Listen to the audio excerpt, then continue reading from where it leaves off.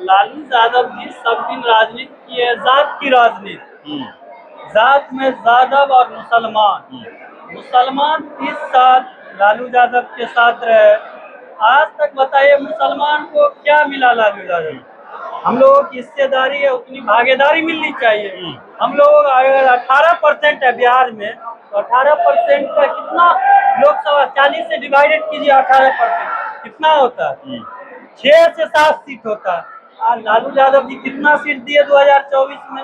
मात्र 2 सीट। यादव 15%। यादव को कितना सीट? 14 सीट। आरजेडी भी हक की बात करती है। आरजेडी तो की है भैया, 30 साल हक के बात की है। विधानसभा से लेके लोकसभा तक देखिए, बड़ा बेटा डिप्टी सीएम, छोटा बेटा हेल्थ मिनिस्टर, बेटी राज्यसभा सांसद, उसके बाद जो है उसको लोकसभा का भी टिकट दे के लोकसभा सांसद। फिर एक तो बेटी कहाँ रहती थी? सिंगापुर से उठा के सारण से लोकसभा का टिकट, सारण से। तो आज तक मतलब ऐसा नहीं है कि आरजेडी में कोई नेता या कोई कार्यकर्ता नहीं होगा कि 30 साल से काम नहीं किया होगा। उसको क्यों नहीं टिकट? सिंगापुर से आके क्यों टिकट? हाँ, ये भी तो एक मायने रखता है। हाँ, तो ये भी बताइए। अभी मैं मौजूद हूँ बापू सभागार में पटना, और यहाँ पर देखिए एक भीड़ हुई है। मैं आपको दिखा रहा हूँ कि ये भीड़ जो उमड़ी हुई है प्रशांत किशोर को सुनने के लिए। यहाँ पर भीड़ ये देख सकते हैं चारों तरफ बापू सभागार में। अंदर हम लोग चलेंगे, नेटवर्क रहेगा तो लाइव में दिखाऊंगा, नहीं तो रिकॉर्ड करूंगा। और यहाँ पर देखिए कि वो आए हुए हैं और ये मुस्लिम समुदाय से हैं। और सबसे बड़ी बात है कि ये कहा जाता रहा है कि जो मुस्लिम समुदाय है राजद के साथ रहा है। चलिए मैं इन्हीं से जानने का प्रयास करूंगा कि ये लोग क्यों आरजेडी को छोड़ करके प्रशांत किशोर को पसंद कर रहे हैं। आप लोग आरजेडी को छोड़ रहे हैं और प्रशांत किशोर को पसंद कर रहे हैं। देखिए, मेरा नाम शहजादा खान हुआ, हम सहरसा डिस्ट्रिक्ट से बिलोंग करते हैं। महसी विधानसभा हुआ मेरा। और आपने ये बात कही कि मुस्लिम समुदाय, ये यहाँ पे बोला ही नहीं गया है कि कोई समुदाय। यहाँ सभी समुदाय के लोग आए हुए हैं, ना कि सिर्फ मुस्लिम समुदाय के। यहाँ पे सब जात है, सब धर्म एक समान है। लालू यादव जी सब दिन राजनीति की है, जात की राजनीति। जात में यादव और मुसलमान। मुसलमान 30 साल लालू यादव के साथ रहे। आज तक बताइए मुसलमान को क्या मिला लालू यादव? मुसलमान के लिए अगर बता दे लालू यादव कि आज तक एक मदरसा बनवा दिए हो, एक 500 बच्चा को नौकरी दे दिए हो, तो हम समझेंगे कि मुसलमान के लिए लालू यादव काम किए। आप नीतीश कुमार को ले लीजिए, नीतीश कुमार दूसरा विकल्प। लालू यादव के बाद अगर कोई विकल्प आया तो नीतीश कुमार। नीतीश कुमार विकल्प है। नीतीश कुमार अल्पसंख्यक समुदाय के लिए काम भी किया, उसमें कहीं दुराई नहीं है, काम भी किया। लेकिन नीतीश चाचा का अब ये परिणाम देखने को मिल रहा है कि सीट भी मेरा, पट भी मेरा। चाचा अब अपने संतुलन में निरंतरता नहीं रख पा रहे हैं। कब कहाँ पे क्या करना है।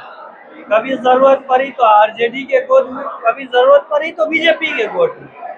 प्रशांत किशोर जी हम लोगों को तीसरा विकल्प के रूप में, हम लोग सोच रहे थे कोई तीसरा है विकल्प आए। अगर कोई भी समुदाय करे, जो हम लोगों को जितनी हम लोगों की हिस्सेदारी है उतनी भागीदारी मिलनी चाहिए। हम लोग अगर 18% है बिहार में, तो 18% का कितना लोकसभा 40 से डिवाइडेड कीजिए, 18% कितना होता है? 6 से 7 सीट होता है। आज लालू यादव जी कितना सीट दिए 2024 में? मात्र 2 सीट। यादव 15%। यादव को कितना सीट? 14 सीट। तो आप सब दिन दाएं तरफ सिद्दीकी साहब, बाएं तरफ शाहीन साहब, तेजस्वी यादव के रहनुमा भी ये दोनों है। ये दोनों जो चाहेंगे वही मुस्लिम कम्युनिटी करेगा। ये तो संभव नहीं है। अगर गरीब का बेटा आज ग्रेजुएट है, पीजी फाइनल कर रखा है, तो मेरा इतना तो अधिकार अनुच्छेद 1 से लेके 395 तक में आप कहीं से पूछ सकते हैं मेरे से। नहीं बताए तो आप जो बोलिएगा वो मैं करने के लिए तैयार हूँ। हम अगर वो योग्य है तो हमको क्यों नहीं उसकी भागीदारी मिलनी चाहिए। जब आप अपने जात पप्पू यादव का नहीं हुए 2024 के लोकसभा में, जब आप शहाबुद्दीन साहब के नहीं हुए, जो कि आपके लिए गोली गाली दोनों चीज खाए, हर एक जात का गाली पड़ा है, हर एक सामुदायिक उनको प्रताड़ित करते रहा है, जब आप उनके नहीं हुए तो मेरा क्या होइएगा। और प्रशांत किशोर जी एक नया चेहरा है युवा, महिला और किसान के लिए। भरोसा है प्रशांत किशोर पे? भरोसा तो अभी देखिए, अभी भरोसा जिस तरह से दिला रहे हैं, उनका एक ही कमिटमेंट है कि सबसे पहली बात हम बेरोजगारी यहाँ पे खत्म करने की बात कर रहे हैं। बेरोजगारी खत्म होगा ऑटोमेटिक है कि शिक्षा का स्तर बढ़ेगा। अगर हम गरीब परिवार से, मिडिल परिवार से, मेरा बाप रिक्शा चला रहा है, मेरा बाप ठेला चला रहा है, 400 रुपया कमा के हमको कहाँ तक पढ़ा सकते हैं, आप ही बताइए। अगर हमको नौकरी हो जाएगा, हमको रोजगार मिल जाएगा, अगर हम अच्छा से कमाने लगेंगे तो हम अपने परिवार को चाहेंगे कि अच्छा से अच्छा शिक्षा दे। प्रशांत किशोर जी की पहली प्राथमिकता है कि जो उस योग होगा, उस बच्चे को शिक्षा मिलेगा, उस व्यक्ति को रोजगार मिलेगा, मतलब कोई कम्युनिटी नहीं, कोई जात नहीं, यहाँ जात पात की राजनीति खत्म होते जा रही है। प्रशांत संभव है बिहार में जात पात की राजनीति खत्म करना? 2025 में ये चीज आपको देखने के लिए मिल जाएगा कि कोई जात न कोई पात, जो हक की बात करेगा उसके साथ। कोई जात न कोई पात, जो हक की बात करेगा उसके साथ। आरजेडी भी हक की बात करती है। आरजेडी तो की है भैया, 30 साल हक के बात की है। विधानसभा से लेके लोकसभा तक देखिए, बड़ा बेटा डिप्टी सीएम, छोटा बेटा हेल्थ मिनिस्टर, बेटी राज्यसभा सांसद, उसके बाद जो है उनको लोकसभा का भी टिकट दे के लोकसभा सांसद। फिर एक तो बेटी कहाँ रहती थी? सिंगापुर से उठा के सारण से लोकसभा का टिकट, सारण से। तो आज तक मतलब ऐसा नहीं है कि आरजेडी में कोई नेता या कोई कार्यकर्ता नहीं होगा कि 30 साल से काम नहीं किया होगा, उसको क्यों नहीं टिकट, सिंगापुर से आके क्यों टिकट? हाँ, ये भी तो एक मायने रखता है। हाँ, तो ये भी बताइए ना कि अपने परिवार के लिए आरजेडी किया है कि सब समुदाय के लिए किया है। हाँ, नीतीश कुमार कहाँ अपने बेटा को आज तक क्या कहते विधानमंडल का भी सदस्य बनाया, कहाँ बनाया? नीतीश कुमार जितना मुस्लिम का साथ दिया उतना आज तक लालू यादव नहीं दिया। प्रशांत किशोर जो बातें करते हैं कि आप लोग पहले अपने बारे में सोचिए, स्वार्थी बनिए, अपने बेटा के बारे में सोचिए, अपने भाई के बारे में सोचिए, उसके बाद वोट करिए। क्या जनता सोचेगी? बिल्कुल सोचेगी। आप कह रहे हैं ना सोचेगी, मगर जब वोट देना होता है तो लोग सोचते हैं ये मेरे जाति के, उसी को वोट करना। वो हवा खत्म होते जा रही है। आप 2024 के लोकसभा इलेक्शन में देखे कि नहीं देखे? अगर वो जात पात की राजनीति होती है तो पप्पू यादव निर्दलीय आरजेडी के नाक में जितना नोटा को वोट आया है उतना बीमा भारती को वोट आया है पूर्णिया में। तो ये जात पात की राजनीति खत्म हो गई है। अगर वो रहता तो मुस्लिम यादव, लालू यादव का वोट बैंक था पूर्णिया में, तो 3 लाख वोट से बीमा भारती जीत सकती थी। लेकिन पप्पू यादव क्यों जीता वहाँ पे? उमेश कुशवाहा का वहाँ वोट बैंक बहुत ज्यादा। हिना साहब या सिवान में दूसरा नंबर पे क्यों आए? मधेपुरा में क्यों आरजेडी हार गई? रोमकोप का मधेपुरा, गोप का मधेपुरा, यादव बेल्ट, मुस्लिम यादव का वहाँ दबदबा। क्या है, वहाँ से जेडीयू का कैंडिडेट जीत गया। क्या है ना, लालटेन का कैंडिडेट जीता।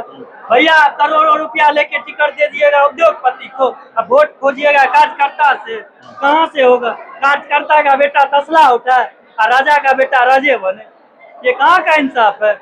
बताइए। तो आप भी एक बिहार से बिलोंग करते हैं। तो आप लोग 2025 में प्रशांत किशोर के साथ रहिए। 2025 में हम लोग प्रशांत किशोर के साथ आ रहे हैं। और मैं ये बता दूं कि 243 बोले हैं तो 242 नहीं हो सकता है।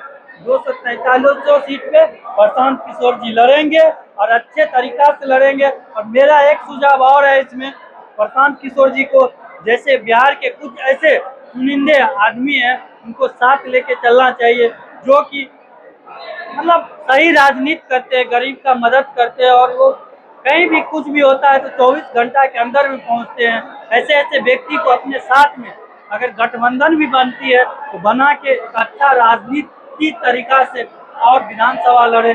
जैसे एग्जाम्पल के लिए पप्पू यादव हो गया, हिना साहब हो गई, अगर कुछ जरूरत पड़े वैसे वैसे और बहुत सारे व्यक्ति हैं बिहार के राजनीति में, बहुत बड़े चेहरा माने जाते हैं। उन सभी को साथ लेके एक अच्छी तरह से विधानसभा का इलेक्शन लड़े तो इंशाअल्लाह बहुत ही अच्छी कामयाबी मिलेगी।